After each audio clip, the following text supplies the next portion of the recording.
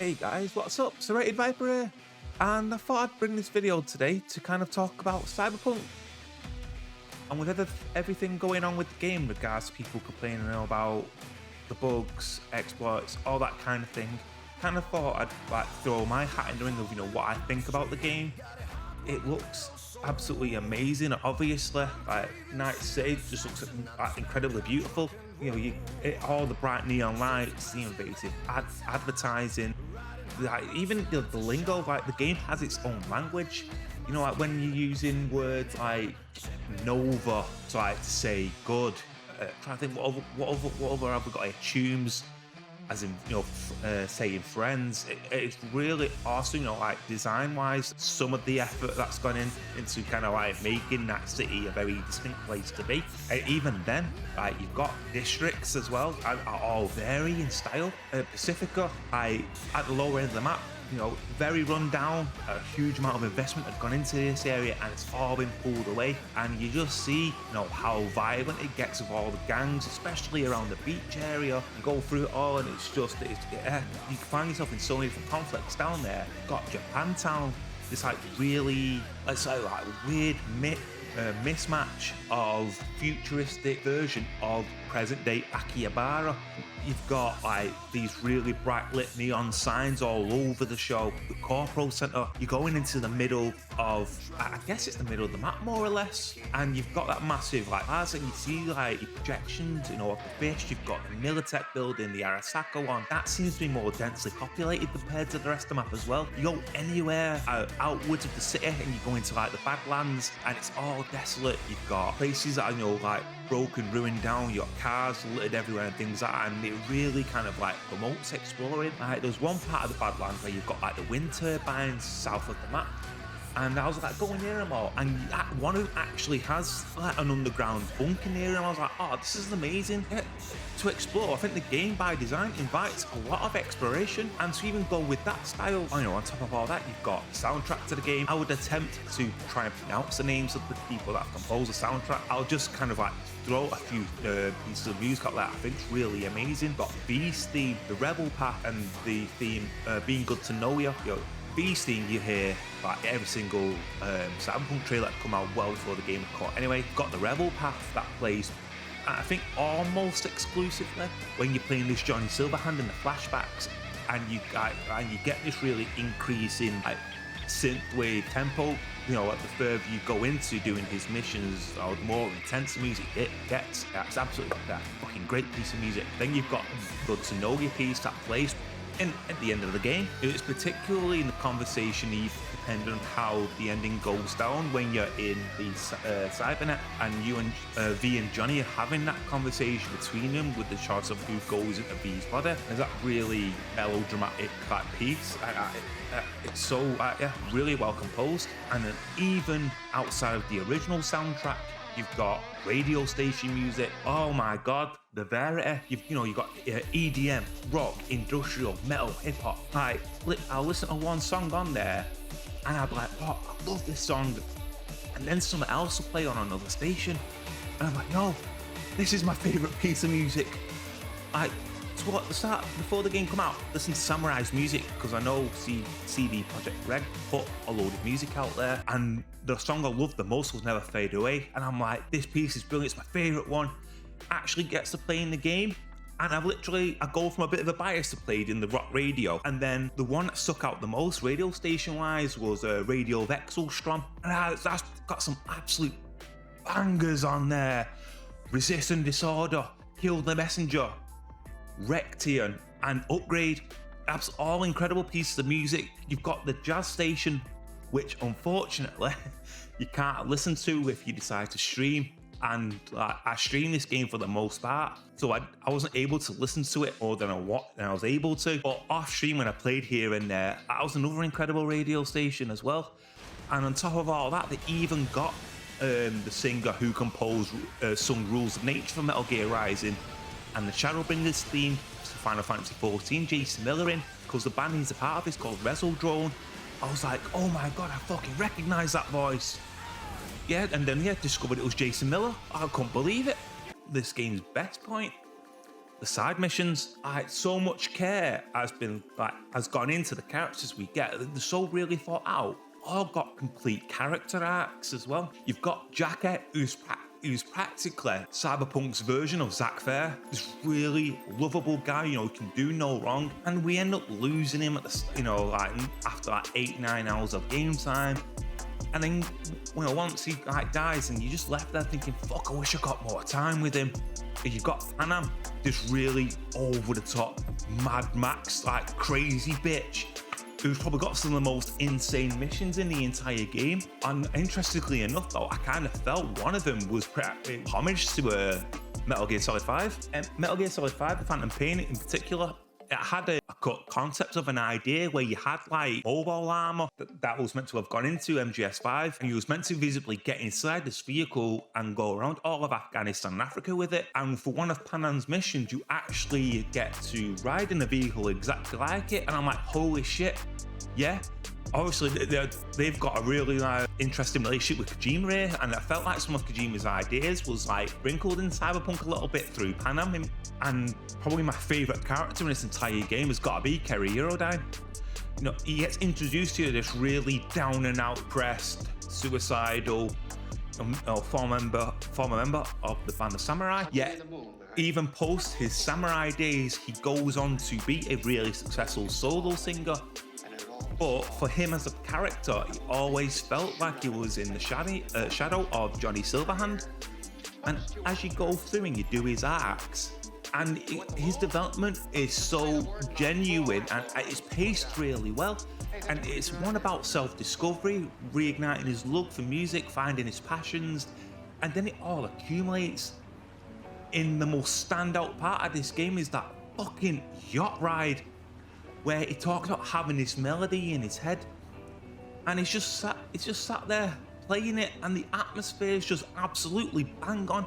And one of the few times Johnny Silverhand shuts the fuck up for this entire segment of the game, and you just see him in the background on the far right, laying down, hands behind his head, just taking it in, and we're just listening to Kerry just become his own character.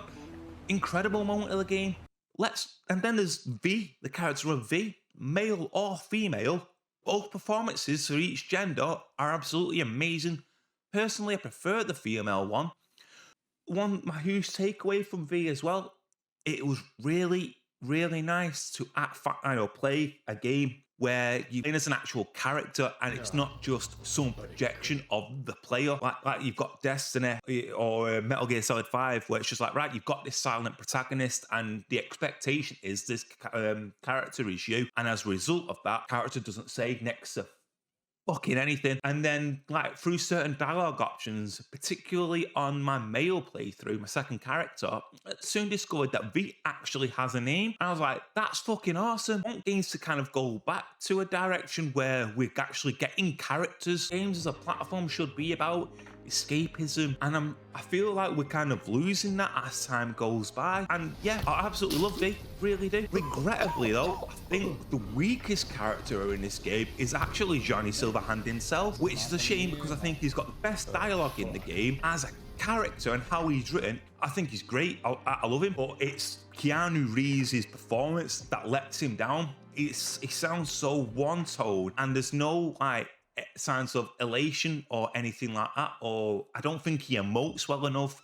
There are some lines he gets right, like a broken clock does twice a day. As a character, Johnny Silverhand, he's got his own goals in mind, he has his own philosophies, and you get to know him more as the time goes on. I actually feel like he shares a lot of similarities with Solid Snake from I mentioned it again, like the Metal Gear games. And yeah, I absolutely love him as a character, and if it wasn't for Keanu Reeves, I honestly think Johnny Silverhand as a character would be able to stand up there with the likes of Geralt of Riviera, that standout character of gaming. What else have we got here? The gunplay. The gunplay I think is really strong as well. I think it's almost on par with how good Destiny feels as a shooter. And even then, you've got different weapon types have their indistinguishable behaviors and style. So you've got power weapons that shoot through cover, and you can start sniping people. That would give Captain McMillan an erection.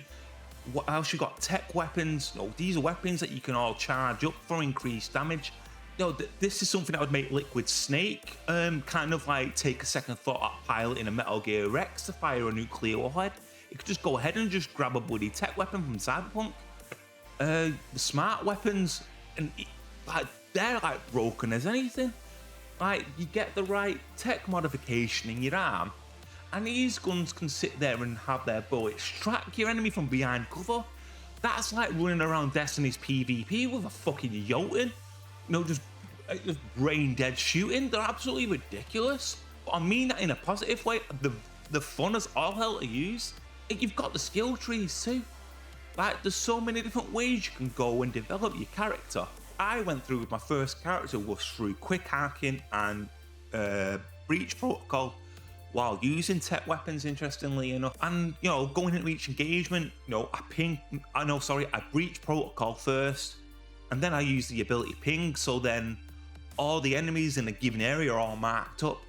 And what breach protocol allows me to do is, if I use a certain, let's say, quick hack, it will spread them into groups of enemies.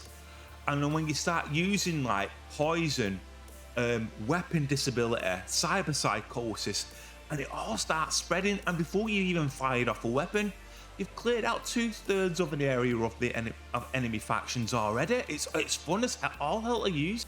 Now let's talk about some of the negatives. I'm not going to go into about the glitches and bugs. We all know it. Whatever. Customization options are really shit. It is so limited, which is a real damn shame considering how much it was hyped up by CD Projekt Red themselves. It's just like, right, you can customize your eyes, you can customize your hair, but these were like really minimal presets, and I thought it was a real damn shame. You can't change color of your clothes, so you like aesthetically you can find some really awesome pieces of gear. Can't get it in the color you want. When you look at it in contrast to Grand Theft Auto, you think you know, glove customization, tattoos, changing your hairstyle.